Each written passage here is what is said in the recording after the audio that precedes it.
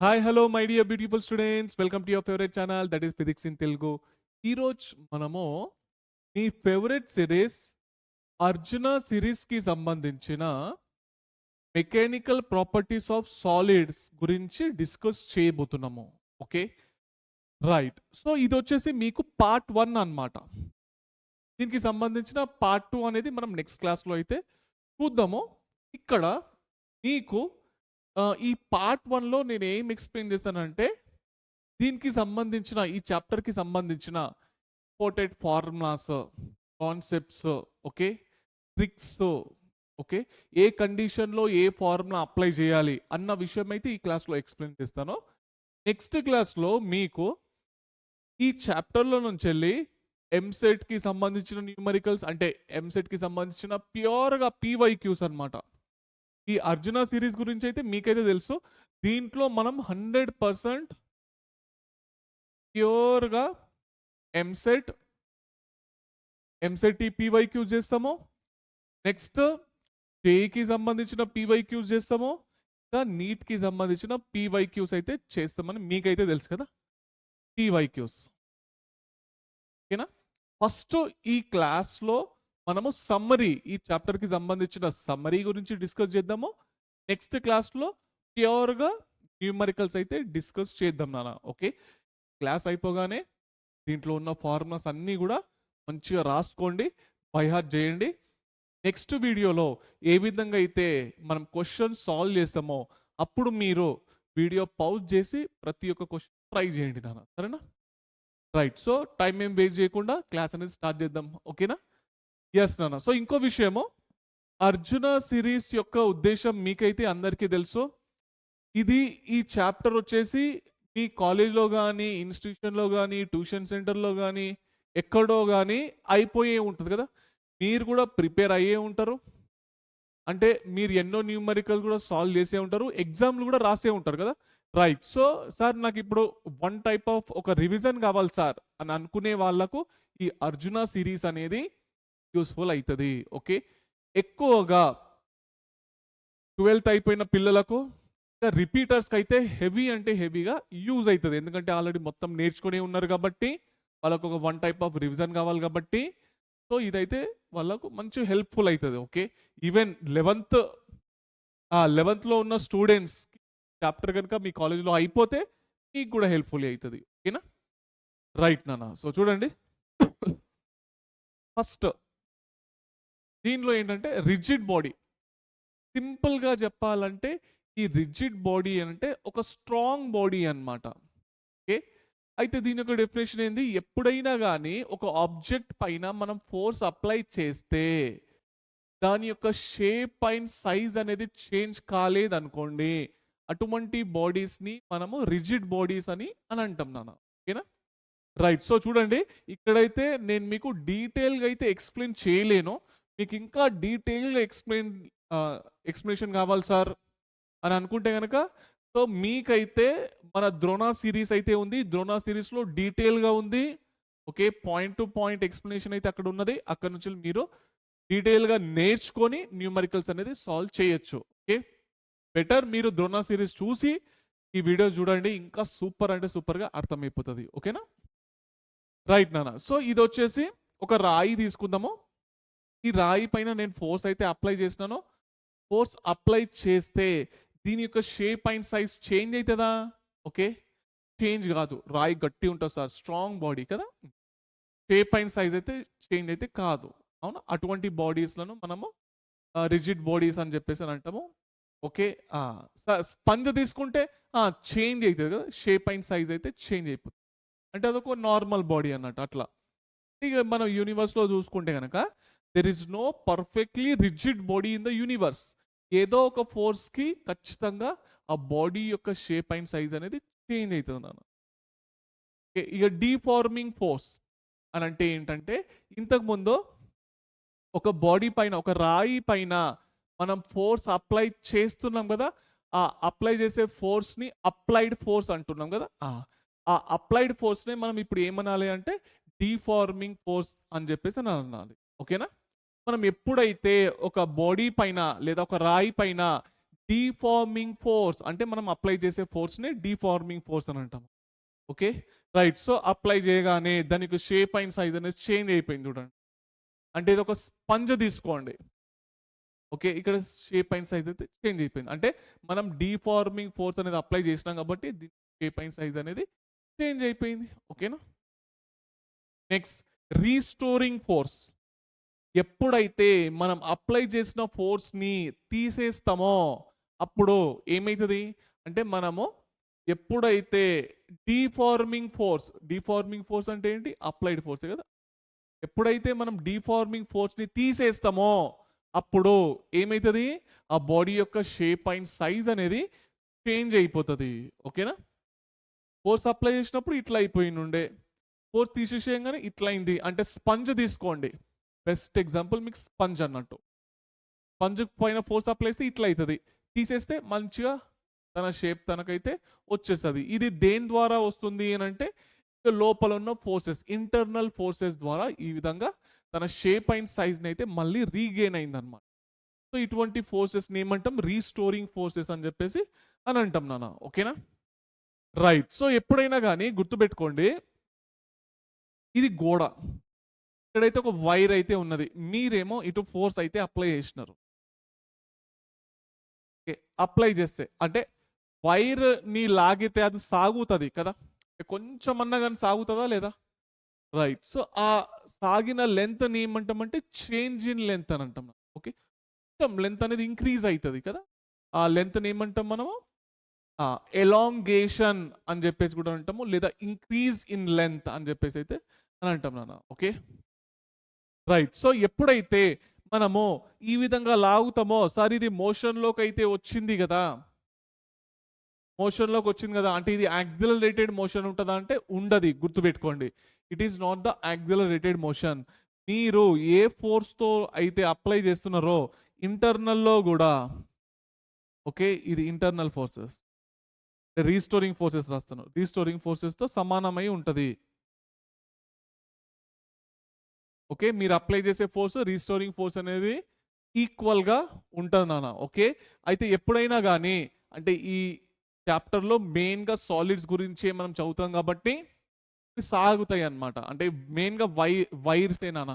మీరు జేఈలో తీసుకున్నా, ఎంసెట్లో తీసుకున్నా, నీట్లో తీసుకున్నా ఒకటే ఒక టాపిక్ నుంచి ఎక్కువ క్వశ్చన్స్ వచ్చినాయి, అది కూడా యంగ్స్ మోడలస్ పైన అయితే వచ్చింది. Okay, right. సో ఇక్కడ మీరు ఈ వైర్ని లాగినప్పుడు ఇది యాక్సిలేషన్తో మూవ్ అవుతుందా అంటే లేదు, యాక్సిలేషన్ ఏంటి, జీరో. అంటే ఇట్ మెయింటైన్ ద ఈక్విలిబ్రియం అనమాట. ఓకే, దీని యొక్క ఏరియా అనేది ఎట్లుంటుంది సార్, వైర్ని లాగినప్పుడు ఏరియా అనేది సన్నగా అయిపోతుంది, అంటే చిన్న అయిపోతుంది కదా. చపాతీ ఉన్నది, చపాతీని లాగితే ఏమవుతుంది సార్, అది మొత్తం దాని యొక్క ఏరియా అనేది చిన్న అవుతుంది కదా, ఇట్లా ఇట్లా ఇట్లా కదా. కానీ ఇక్కడ ఏంటంటే మనం ఏరియా అనేది కాన్స్టెంట్ తీసుకుంటాం, గుర్తుపెట్టుకోండి. ఓకే, డెల్టా ఎల్ అంటే చేంజ్ ఇన్ లెంత్, అంటే ఇది. ఓకే, ఇక డెల్టా ఎల్ ఇదే, ఇది డెల్టా ఎల్ అన్నట్టు, change in length, final length minus initial length. వచ్చేటికి ఫైనల్, వచ్చేటికి ఇనీషియల్, అట్లా ఫైనల్ మైనస్ ఇనీషియల్, దీన్ని చేంజ్ ఇన్ లెంత్ లేదా ఎలాంగేషన్ అంటాం, గుర్తుపెట్టుకోండి. ఓకే, అది ఎట్లా ఉంటుంది అంటే చాలా చిన్నగా ఉంటుంది, గుర్తుపెట్టుకోండి, మిల్లీమీటర్లోనే ఉంటుంది. మరి ఇంత పొడుగా లాగం మనం. ఓకే, ఈ పెన్ను ఒక 2 మీటర్లు అనుకుంటే మీరు లాగితే ఇంకా 4 మీటర్లు లాగచ్చా సార్, అంత పొడుగు అవుతుందా అంటే అంత కాదు, చిన్న మిల్లీమీటర్. ఓకే, మీ వెంట్రుక ఒక 10 వెంట్రుకలు తీసుకుంటే ఎంత పొడుగు అవుతుందో, ఓకే, అంటే ఎంత థిక్నెస్ పొడుగు అవుతుందో అంతే సాగుతుంది అన్నట్టు, అంతే తీసుకుంటాం. మరి ఇంత పొడుగు ఏం రావు, గుర్తుపెట్టుకోండి ఈ చాప్టర్లో. Okay, yes. సో నెక్స్ట్ వచ్చేసి ఎలాస్టిసిటీ. ఈ ఎలాస్టిసిటీ అయితే మీకైతే తెలుసు, రబ్బర్ బ్యాండ్ తీసుకోవాలి. మీరైతే ఫోర్స్ అప్లై చేస్తే ఏమవుతుంది నాన్న, వదిలిపెట్టేయగానే మళ్ళీ తన ఒక షేప్ అండ్ సైజ్ని అయితే రీగెయిన్ అయితే అవుతుంది కదా. మరీ గట్టిగా లాగితే ఏదన్నా ఇరిగిపోతుంది అనుకోండి. ఓకే, ఎప్పటి వరకు అయితే అది తన యొక్క షేప్ని రీగెయిన్ అవుతుందో అప్పటి వరకు అది ఎలాస్టిక్ ప్రాపర్టీని ఒబే చేస్తుంది అని చెప్తాం నాన్న. ఓకేనా. After removing the deformation force, అంటే మీరు అప్లై చేసిన ఫోర్స్ తీసేసిన తర్వాత the body regains its original shape and size is called as elasticity. Okay, అటువంటి బాడీస్ ఏమంటాం, ఎలాస్టిక్ బాడీస్ అని చెప్పేసి అయితే అని అంటాము. Okay, yes. So next plastic bodies అంటే ప్లాస్టిక్ బాడీస్ మనం లాగుతున్న కొద్దీ అవి సాగుతూనే ఉంటాయి కదా, ప్లాస్టిక్. రైట్. సో మళ్ళీ రీగెయిన్ అయితే తన ఒరిజినల్ షేప్ అండ్ సైజ్కి ప్లాస్టిక్ అయితే కాదు కదా, అటువంటి దాన్ని ఇక ప్లాస్టిక్ బాడీస్ అయితే అని అంటాము అంతే. ఇవి చిన్న చిన్న పాయింట్స్ మీకు అందరికీ తెలిసిన విషయం. స్ట్రెస్ దీనిపైన క్వశ్చన్స్ కనిపించినాయి. సింపుల్ ఫార్ములా ఏంటంటే ఫోర్స్ అపాన్ ఏరియా నాన్న. స్ట్రెస్ అంటే ఏంటి? Force upon area. ఈ ఫోర్స్నే మనం రీస్టోరింగ్ ఫోర్స్ లాగా కన్సిడర్ చేస్తాము. ఓకేనా? అంటే మీరు అప్లై చేసిన ఫోర్స్ రీస్టోరింగ్ ఫోర్స్ సేమ్ ఉంటుంది కదా. ఓకే. యూనిట్స్ ఏంటి? Newton per metre square. Dimension form ఏంటి? m1 l1 l power -1 e power -2 నాన్న. ఇదైతే తెలుసు కదా. రైట్. So next strain. ఈ స్ట్రెయిన్ అంటే ఏంటంటే change in length by original length, change in dimension by original dimension. ఆ డైమెన్షన్ అనేది మీకు లెంత్ రూపంలో ఉండొచ్చు, ఏరియా రూపంలో ఉండొచ్చు, వాల్యూమ్ రూపంలో కూడా ఉండొచ్చు. ఓకేనా? Change in volume, change in volume by original volume అట్లా. ఎస్ఐ యూనిట్స్ ఉంటాయంటే ఏముండయి, డైమెన్షన్ ఫార్ములా కూడా ఏమీ ఉండదు. ఓకే. మీకు వస్తే ఇక దీనికి డైమెన్షన్ ఫార్ములా అడుగుతాడు ఎగ్జామ్లో. Types of stress. ఈ స్ట్రెస్లు ఎన్ని రకాలు అని అంటే చూడండి. ఫస్ట్ వచ్చేసి లాంగిట్యూడినల్ స్ట్రెస్. లాంగిట్యూడినల్ అంటే అందరికీ తెలుసు లాగడం కదా. సో ఇక్కడ ఫోర్స్ ఏ విధంగా తీసుకుంటామంటే స్ట్రెస్ కాబట్టి ఫోర్స్ అపాన్ ఏరియానే, అండ్ ఒక చిన్న ట్రిక్ ఏంటంటే పర్పెండిక్యులర్ ఫోర్స్ అపాన్ ఏరియా తీసుకోండి అంతే. Perpendicular force upon area. దీన్నే ఇక లాంగిట్యూడినల్ స్ట్రెస్ని నార్మల్ స్ట్రెస్ కూడా అని అంటాం మనం. సరేనా? నార్మల్ ఫోర్సెస్ ఎట్లుంటాయి నా పర్పెండిక్యులర్గా ఉంటాయి కదా అన్ని. ఎస్. సో ఇప్పుడు రండి, ఎప్పుడైనా కానీ మీరు ఒక వైర్ని గోడ కట్టేసి ఇటు అప్లై చేస్తున్నారో, ఓకే, ఇటు లాగుతున్నారు కదా, పర్పెండిక్యులర్గా లాగుతున్నారో లేదా, పర్పెండిక్యులర్ ఫోర్స్ అది కొంచెం సాగుతుంది, చాలా చిన్న సాగుతుంది, మరీ భయంకరంగా సాగది, గుర్తుపెట్టుకోండి. ఓకే. రైట్. సో సార్ మనం ఇక్కడ ఫోర్స్ అప్లై చేస్తున్నాం కదా, ఇక్కడ ఏమైనా ఫోర్స్ ఉంటుందా అంటే ఉంటుంది. ఎంత ఉంటుంది సార్ అని అంటే మీరు ఇక్కడ ఎంత అయితే అప్లై చేస్తున్నారో అంతే ప్రొడ్యూస్ అవుతుంది నాదా. ఓకే. 20 అంటే ఇక్కడ కూడా 20నే ఉంటుంది, గుర్తుపెట్టుకోండి. సరేనా? ఈడైంది ఫోర్స్ ఈజ్ నాట్ జీరో అనమాట. చాలా మంది స్టూడెంట్స్ ఇక్కడ ఫోర్స్ జీరో అనుకుంటారు. ఓకే. ఆడ ఎవరు లాగుతలేరు కదా సార్, ఫోర్స్ జీరో కదా. ఫోర్స్ జీరో అంటే ఏమవుతుంది? ఇక్కడ ఫోర్స్ వెళ్ళలేదు కదా, పట్టని తెగిపోయి అటు పడిపోతుంది, తెగిపోతుంది కదా, అటు వెళ్ళిపోతుంది కదా. ఆడ ఫోర్స్ ఉంటే ఇది అంటుకొని ఉంటుంది, ఫోర్స్ లేకుంటే తెగిపోయి ముందడిపోతుంది అన్నట్టు. అట్లా ఫోర్స్ మీరు అనుకున్నట్టు జీరో అయితే 100% this while will break rigid supply. అవునా?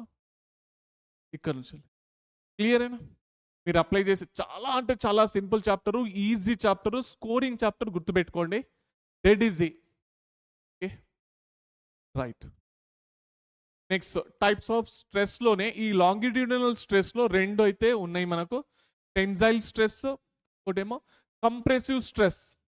టెన్జైల్లో ఏంటి, మనము పర్పెండిక్యులర్ ఫోర్స్ అయితే అప్లై చేస్తాము. కంప్రెసివ్లో ఏంటి, పర్పెండిక్యులర్ ఫోర్సే ఉండాలి, ఇక్కడికి కంప్రెస్ చేయడం అన్నట్టు అంతే. ఓకేనా? కంప్రెస్ అయితే చేస్తున్నాం.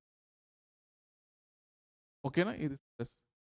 చలో. సో ఇదైతే ఎక్కడికి వెళ్ళి లాంగిట్యూడినల్లో ఒకటే గుడ్డిగా గుర్తుపెట్టుకోవాల్సిన పాయింట్ ఏంటి, ఫోర్సెస్ అనేటివి పర్పెండిక్యులర్గా ఉంటాయని గుర్తుపెట్టుకోవడం. Okay. Yes. Next shearing stress. ఈ షియరింగ్ ఏంటంటే కొంచెం బెండ్ అవుతుంది అన్నట్టు. ఓకే. కొంచెం బెండ్ అవుతుంది, అది ఏంటో చూపిస్తాను చూడండి. ఇక్కడ ఫోర్స్ ఎట్లా ఉండాలి అంటే ప్యారలల్ ఫోర్స్ అయి ఉండాలి. Okay. Parallel force upon area. ఇది ఒక సిలిండరు, దీని ఒక హైట్ హెచ్ తీసుకోండి. మీరు ఇక్కడ ప్యారలల్గా అప్లై చేసినా లేదా ఏరియాకు? అవును. పర్పెండిక్యులర్గా అప్లై చేయలే, ఇట్లా అప్లై చేసారు. రైట్. సో ఇది కొంచెం ఇట్లా బెండ్ అయింది, కానీ ఇక్కడ మాత్రం ఫిక్స్ అయి ఉండాలి, గుర్తుపెట్టుకోండి. దీని ఒక యాంగిల్ టీటా అనుకుందాం, దీని ఒక హైట్ అయితే హెచ్ అనుకుందాం. ఇది ఎంత ముందరికి పోయింది అంటే డెల్టా ఎక్స్ అయితే అనుకుందాం. ఓకేనా? ప్యారలల్ ఫోర్స్ అపాన్ ఏరియా షియరింగ్లో. ఓకే. రైట్. ఇప్పుడు ఒక ఎగ్జాంపుల్ చూడండి. ఓకే. సో ఎప్పుడైతే మనం ఇట్లా ఫోర్స్ అప్లై చేస్తామో ఏమవుతుంది, ఇక్కడ రెండు రకాలుగా మీరు సీదా అప్లై చేయలే, ఇట్లా అప్లై చేయలేరు, ఇట్లా అప్లై చేయలేరు, మధ్యలో నుంచి అప్లై చేసారు. దీని యొక్క కాంపోనెంట్స్ ఏమొస్తాయి, ఇది ఇట్లా అయితే పోయింది కదా, ఇది టీటా అయితే ఇది టీటా అవుతుంది కదా. అవునా? ఇక్కడ ఉన్న కాంపోనెంట్ ఏమవుతుంది, ఎఫ్ కాస్ టీటా, ఇది ఎఫ్ సైన్ టీటా కదా. యా, అంటే ఇది ఏమర్థమైంది మీకు? ఇది వచ్చేసి పర్పెండిక్యులర్ ఉంది కదా, అవునా కదా? అంటే లాంగిట్యూడినల్ స్ట్రెస్ అని రాసుకోవచ్చా? లాంగిట్యూడినల్ స్ట్రెస్ అంటే ఏంటి? F cos theta upon area. F cos theta upon area. Okay, ఇది ఎట్లున్నది? ప్యారలల్ గా ఉన్నది. అంటే F sine theta upon area. దీన్ని ఏమంటాం? షియరింగ్ స్ట్రెస్ అంటాం. ప్యారలల్ ఫోర్స్ ని షియరింగ్ స్ట్రెస్. ఈ వాల్యూమ్ స్ట్రెస్ అంటే ఏం లేదు, నీళ్ళల్లో ఒక చాక్లెట్ నేయండి, గుండ్ర రంగున్న చాక్లెట్ నేయండి.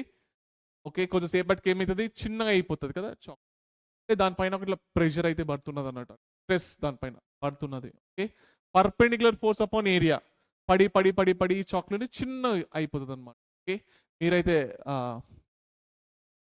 చాక్లెట్ తింటారు కదా, రౌండ్ కలర్ ఉన్నాయి, నోట్లో పెట్టుకోండి. ఏమైతుంది? కొంచెంసేపటికి మీరు చప్పరిచ్చి చప్పరిచ్చి చిన్న వేసేస్తారు. ప్రెషర్ అప్లై చేసి, స్ట్రెస్ అప్లై చేసి దాన్ని చిన్న వేస్తారు అన్నమాట. Types of strain. Okay, stress ఎట్లయితే మనకి ఎన్ని రకాలు ఉన్నాయో, స్ట్రెయిన్ కూడా అన్నీ సేమ్ అదే పేరు. ఓకే, అక్కడ ఏమొచ్చింది?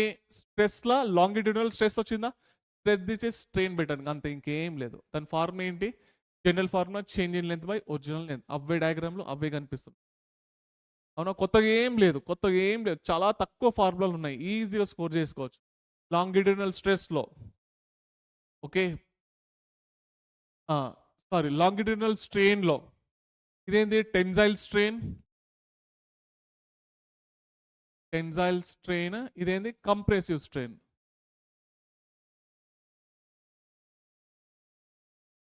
సేమ్ అవేనా? Okay, general format change in length by original length.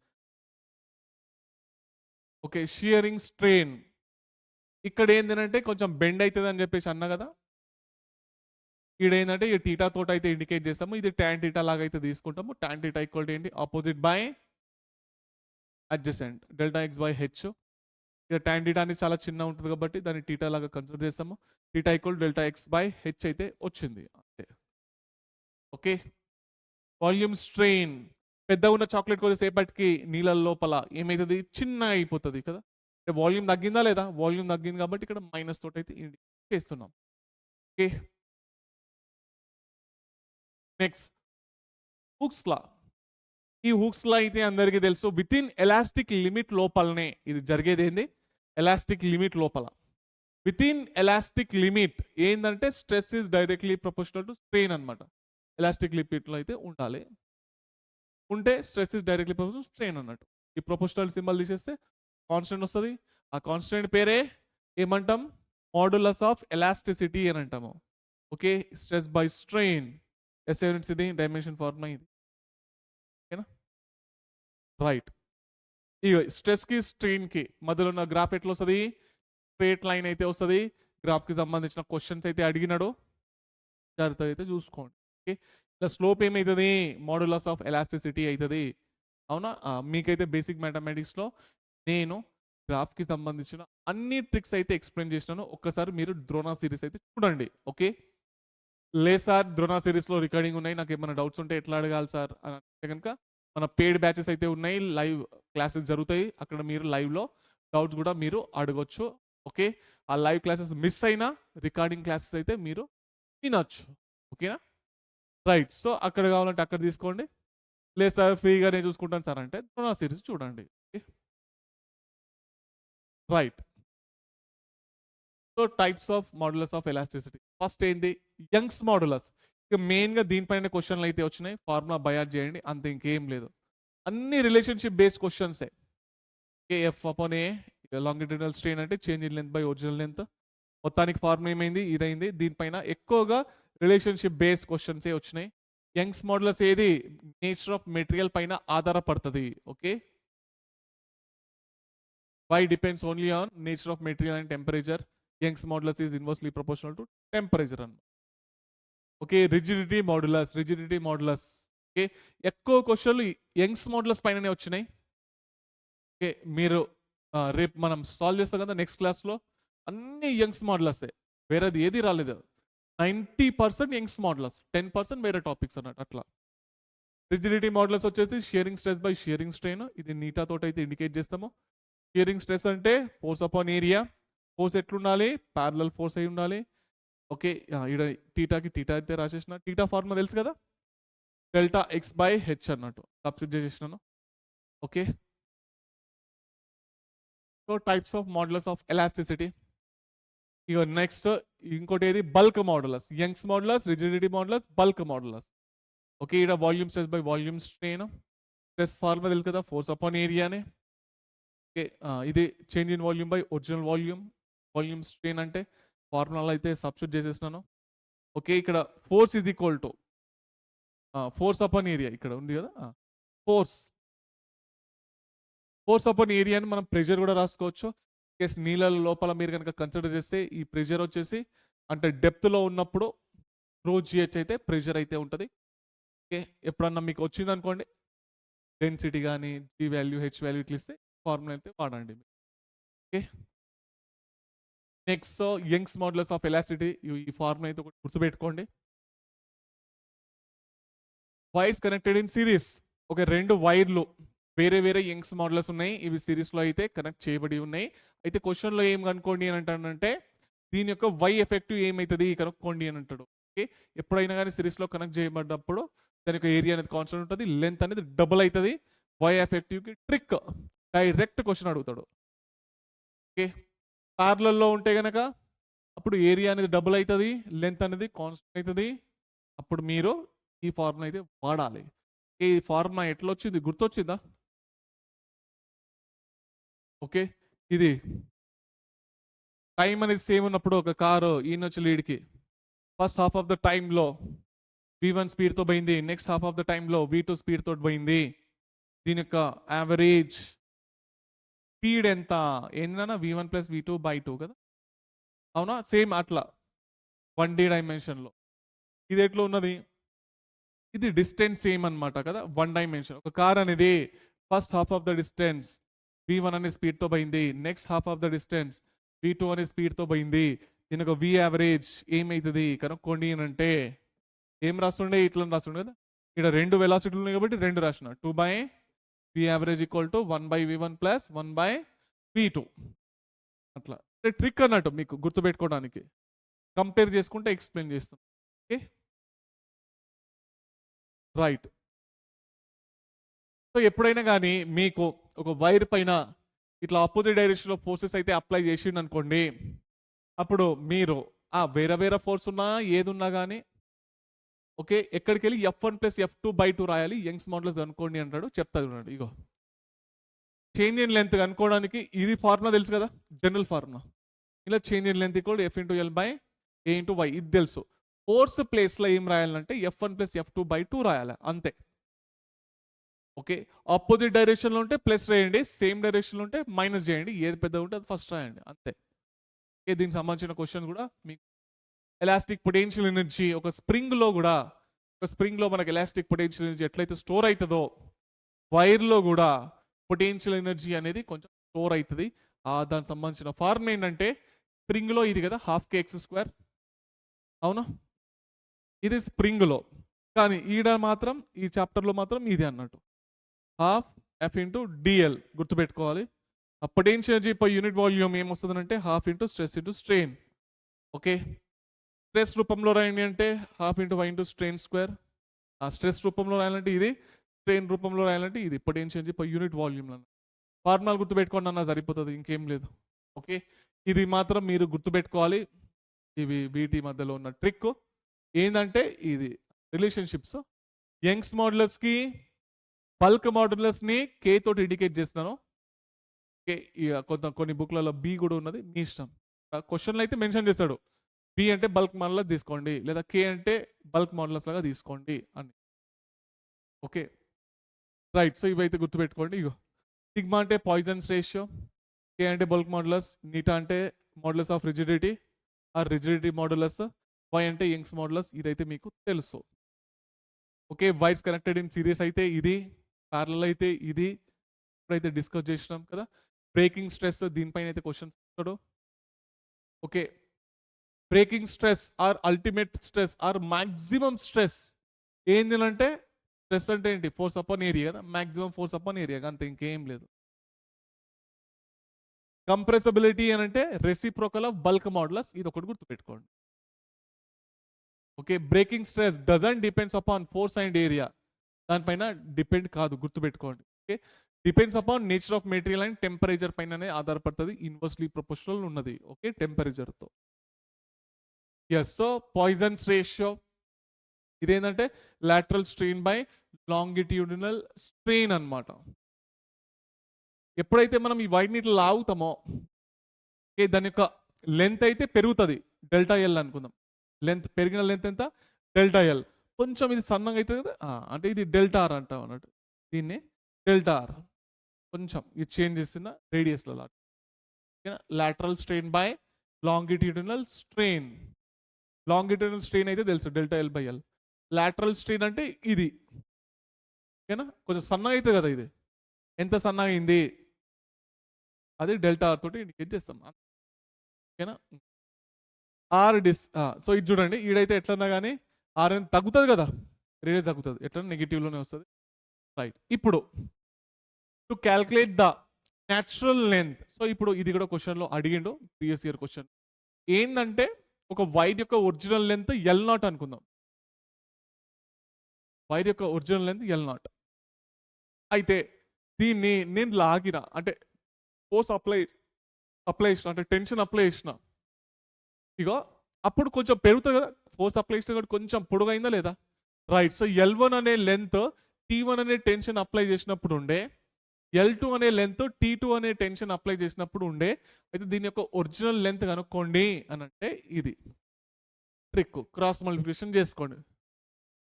L1 T2 minus చేయాలి ఒకటి, ఏది L2 T1 upon T2 minus T1 అన్న, ఇది ఒక్కటి గుర్తుపెట్టుకోండి. ఓకే, ఒరిజినల్ లెంత్ కనుక్కోవడానికి కోసం ఒరిజినల్ లెంత్ కనుక్కోండి అన్నప్పుడు ఈ ఫార్ములా అయితే వాడండి. Clear? Yes, so Poisson's ratio కూడా ఎప్పుడైనా కానీ గుర్తుపెట్టుకోండి, ఇంతకుముందు అడిగిండు. గ్రేటర్ దెన్ 0.5 అయితే ఉండదు, లెస్ దెన్ 0.5 ఉంటుంది. ప్రాక్టికల్ వాల్యూ 0 నుంచి 0.5 మధ్యలో ఉంటుంది. థియరిటికల్ వాల్యూ వచ్చేసి -1 నుంచి 0.5 లోపల ఉంటుంది, less than or equal. Okay, yes, so ఇదైతే ఆల్రెడీ చెప్పినాను కదా, ఈ రిలేషన్షిప్స్ అయితే కొంచెం గుర్తయితే పెట్టుకోండి. ఓకే, స్ట్రెస్ స్ట్రెయిన్ కర్వ్, దీనిలో ఇది ఆల్రెడీ అందరికి చాలా మందికి అయితే తెలిసే ఉంటుంది. స్ట్రెస్ ఇడనైతే స్ట్రెయిన్ తీసుకుంటున్నాను, ఎలాస్టిక్ లిమిట్ ఉన్నంత వరకు stress is directly proportional to strain, ఈడ వరకు అయితే వస్తుంది కదా, ఓ నుంచి ఏ వరకు. ఈడ వదిలిపెట్టేసి ఏమవుతుంది, మళ్ళీ regain it's original shape and size, మంచిగా ఎలాస్టిక్ ప్రాపర్టీని అయితే బిహేవ్ చేస్తుంది. అందుకోసం ఇట్లా స్ట్రేట్ లైన్ వచ్చింది అన్నట్టు. ఇంకా కొంచెం లాగిన్ అనుకోండి, ఏని దాటి ఈడ వరకు చేరుకుంటుంది. కానీ స్ట్రేట్ లైన్లో వచ్చిందంటే రాలే, కొంచెం కర్వ్డ్ పాత్లో వచ్చింది. కర్వ్డ్ పాత్లో వచ్చిందా లేదా, మీరు బి అనే పాయింట్ దగ్గర వదిలిపెట్టేస్తే రుయి అని మళ్ళీ 0K వస్తుంది, అంటే ఎలాస్టిక్ ప్రాపర్టీని అయితే బిహేవ్ చేసింది. ఓకే, అంటే ప్రాపర్గా stress is directly not proportional to strain అన్నట్టుగా, అంతే. ఇక్కడ కర్వ్డ్ వచ్చింది కదా, పర్ఫెక్ట్గా ఉండాలంటే స్ట్రేట్ లైన్, ఎలాస్టిక్ ప్రాపర్టీని అయితే బిహేవ్ చేసింది అన్న. ఇప్పుడు మళ్ళీ లాగిన్రు అనుకోండి ఒక వైర్ని, ఈ వరకు లాగిన్రు అనుకోండి, అప్పుడు ఏమవుతుందంటే మీరు వదిలిపెట్టేస్తే మళ్ళీ ఒరిజినల్ షేప్కి అయితే రాదు, కొంచెం సాగుతుంది అన్నట్టు, కొంచెం పెరిగింది, లెంత్ అయితే పెరిగింది. ఓకేనా, ఇక దీన్ని ఈల్డ్ పాయింట్ అంటాం, ఇక ప్రొపోర్షనాలిటీ లిమిట్ అంటాం, ఇక్కడ పాయింట్స్ అయితే ఉన్నాయి కదా. రైట్, సో స్ట్రెయిన్ ఇది చూడండి, మరీ లాగిన్రు అనుకోండి వైర్ని, ఏమైతుంది నాన్న, ఒకటి ఇరిగిపోతే తొందరగా ఇరిగిపోతుంది, లేదా ఇంకా సాగుతుంది, అంతే కదా, రెండే ఆప్షన్స్ ఉన్నాయి. మరీ సాగింది అనుకోండి, సో దాన్ని మనం ఏమంటామంటే, ఓకే, ఏమంటాం దాన్ని, ductile nature. Okay, brittle nature. Brittle అంటే ఈజీ బ్రేకబుల్, డక్టైల్ అంటే ability to make A chains అన్నట్టు, పెద్ద చైన్లు తయారు చేయడానికి యూజ్ చేస్తాం మనం. ఓకేనా, సో రైట్, సో ఇది డి అంటే ఏంటి, ఫ్రాక్చర్ పాయింట్, ఏదో ఒక పాయింట్ దగ్గర అయితే రెడీ టు బ్రేక్ డౌన్ అన్నట్టు, అలా దాటినది అనుకోండి పట్టని తెగిపోతుంది. సో ఇదైతే మీకు అందరికీ తెలుసు, సింపుల్ అంటే సింపుల్ కదా. ఇదైతే మొత్తం చెప్పేసినాను, ఇది గుర్తుపెట్టుకోండి. డి అంటే ఏంటి, ఈ డి పాయింట్ని అల్టిమేట్ టెన్సైల్ స్ట్రెంగ్త్ అంటాం ఆర్ బ్రేకింగ్ పాయింట్ అని అంటాం. Okay, yes. So ductile nature అంటే able to make a thin wire. ఏం లేదు, ఇది ఎట్లా గుర్తుపెడతామో దీనికి సంబంధించిన క్వశ్చన్స్ వస్తాయి. ఎట్లా గుర్తుపెట్టాలి నేను చెప్తాను. బ్రిటిల్, నేను డక్టైల్. ఎప్పుడైనా కానీ ఇగో సిడి అనేది పెద్దగా ఉన్నది అనుకోండి, సిడి అనే కర్వ్ పెద్దగా ఉంటే అంటే సాగింది అన్నట్టు, అంటే అది ఏం నేచరు? Ductile nature. లేసారికి సిడి అనేది చిన్న ఉన్నది అనుకోండి, తెగిపోయేటట్టు, బ్రిటిల్ నేచర్ అంటాం. అదే trick. If AD is more than it is a ductile, AD is less than it is a brittle nature. ఇది ఏడి చిన్న ఉన్నది కదా, ఏ నేచర్ ఇది ఇక్కడ చిన్న ఉన్నది, ఈజీ తెగిపోతారు, పుట్ పుట్ పుట్ అనుకో తెగిపోతాయి. Okay, breaking point ultimate tensile strength అయితే తెలుసు. ఎలాస్టోమర్స్ది కనుక చూసుకుంటే గ్రాఫ్ అనేది ఇట్లా వస్తుంది. న్యాచురల్ రబ్బర్ది గ్రాఫ్ అనేది మీకు ఇట్లా వస్తుంది. దీని లోపల ఇగో ఏంది ఎనర్జీ అనేది, దీని యొక్క ఏరియా దీని లోపల ఉన్నా చూసిండ్రా. Okay, energy per unit volume అంటాం. Okay, area energy per unit వాల్యూమ్ని ఇండికేట్ చేస్తుంది. Okay, which of the material has greater Young's modulus? Okay, దేనికైతే స్లోప్ ఎక్కువగా ఉంటుందో, ఎందుకనంటే ఈడ ట్యాన్ టీటా కదా, ఇది θ1 θ2, ఏది యాంగిల్ పెద్ద ఉన్నది? θ1 θ2? θ1 గ్రేటర్ దెన్ θ2 అంటే మొత్తానికి tan θ1 గ్రేటర్ దెన్ tan θ2. ఇది y1 అనుకుందాం, ఇది y2 అనుకుందాం. y1 is greater than y2. దేనికైతే యాంగిల్ పెద్ద ఉంటుందో దానికి యంగ్స్ మోడ్ ఎక్కువ ఉన్నట్టు. Which material is more ductile? Ductile అంటే తెగిపోయేది కదా, కర్ చిన్న ఉండాలి. ఇది చూసుకుందాం, ఏ ఇది డి, ఇది ఏ ఇది చిన్న ఉన్నది కదా. Which material is more ductile? ఏది? B is a more ductile. Easy, పట్ పట్ పట్ తెగిపోతుంది కదా. Which material is more brittle? అరే సారీ, ఓకే ఒక్క నిమిషము. డక్టైల్ అంటే ఏంటి? చైన్ లాగా ఫామ్ కావాలి కదా. బ్రిటిల్ అంటే తెగిపోవడం. ఇది ఏ ఈజ్ అ కరెక్ట్ ఆప్షన్ కదా. డక్టైల్ అంటే చైన్ లాగా, ఏ డి. కర్ పెద్ద ఉంటే డక్టైల్, కర్ చిన్న ఉంటే బ్రిటిల్. ఇది చిన్న ఉన్నది brittle. Okay, which of the two is the strongest material? దేనికైతే యంగ్స్ మాడ్యులస్ ఎక్కువ ఉంటుందో అదే strongest material. A is greater than B. ఓకేనా, అర్థమైందా? రైట్. సో మనకు ఇక్కడ నుంచి న్యూమెరికల్స్ అయితే ఉన్నాయి. ఈ న్యూమెరికల్స్ అనేటివి నెక్స్ట్ క్లాస్లో మనం కంటిన్యూ చేద్దాము. ఏంటంటే కొంచెం ఫార్ములాస్ అన్ని బై యాడ్ చేసి రెడీగా ఉండండి. నెక్స్ట్ క్లాస్లో కలుసుకుందాం. ఉంటాను మరి, బాయ్ బెటా. హలో.